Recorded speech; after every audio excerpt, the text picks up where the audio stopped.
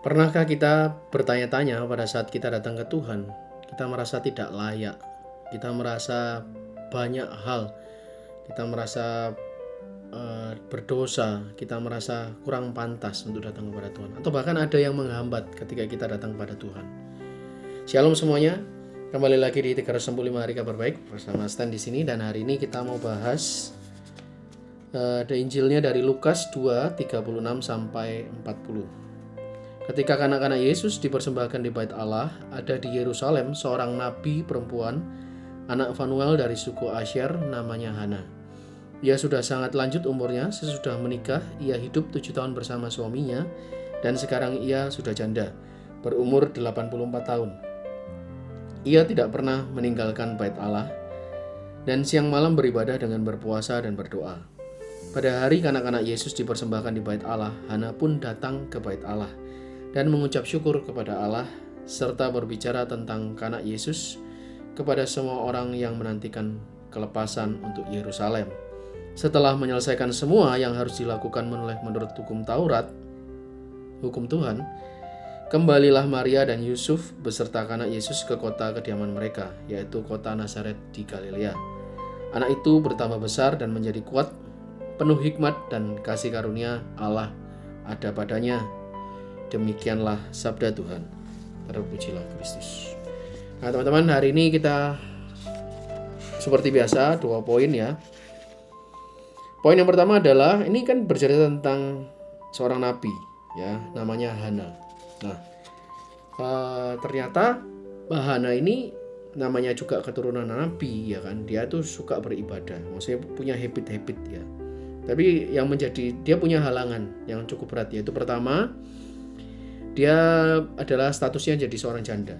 Nah, status janda apalagi di kalangan nabi itu menjadi suatu hambatan ya, karena dia pandang sebelah mata ya, terus kemudian dianggap berdosa mungkin sehingga suaminya kok dipanggil Tuhan dan lain-lain yang lain. Tapi ternyata terlepas dari semua hal itu, seorang Hana ini tetap memutuskan untuk datang kepada Tuhan dan beribadah.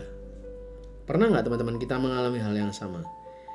Kita ngerasa kita nggak layak, kita ngerasa dosa kita udah terlalu besar, kita ngerasa orang tua kita nggak setuju, pasangan kita nggak setuju, atau mungkin beda agama bahkan, atau agamanya sama tapi level rohaninya berbeda jauh, atau hambatan-hambatan yang lain. Kita mungkin sibuk bekerja, kita fokus mengembangkan harta dan bisnis kita, sehingga kita sulit datang kepada Tuhan ya.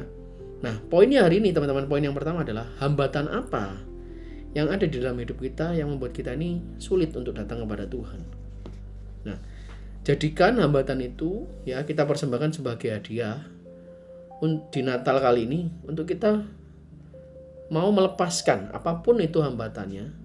Kita mau patahkan, kita mau lepaskan, kita mau tinggalkan untuk kita datang kepada Tuhan. Nah poin yang kedua adalah, ternyata beribadah kepada Tuhan itu sama seperti makan dan minum dan menghirup oksigen ya. Ini tapi jangan disalah artikan ya, artinya itu adalah sebuah kebutuhan. Artinya butuh gini, suka nggak suka, mau nggak mau, kita tidak bisa hidup tanpa Tuhan, tanpa kita datang kepada Tuhan, tanpa kita menjalin relasi kepada Tuhan, karena dia adalah sumber kekuatan dan sumber kehidupan kita.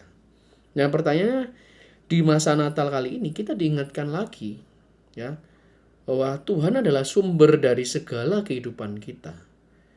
Dan apakah setahun ini hubungan relasi kita dengan Tuhan sudah cukup baik, sudah kita maksimalkan? Atau jangan-jangan yang kita maksimalkan hobi kita, pekerjaan kita, bisnis kita, bahkan pelayanan kita. 2 poin itu teman-teman yang menarik untuk kita kerjakan dalam kehidupan kita, supaya Natal kali ini benar-benar penuh makna dan kita memberikan yang hadiah, kado yang terbaik untuk Tuhan Yesus. Itu aja, kita ketemu lagi besok. Bye-bye. Tuhan Yesus memberkati.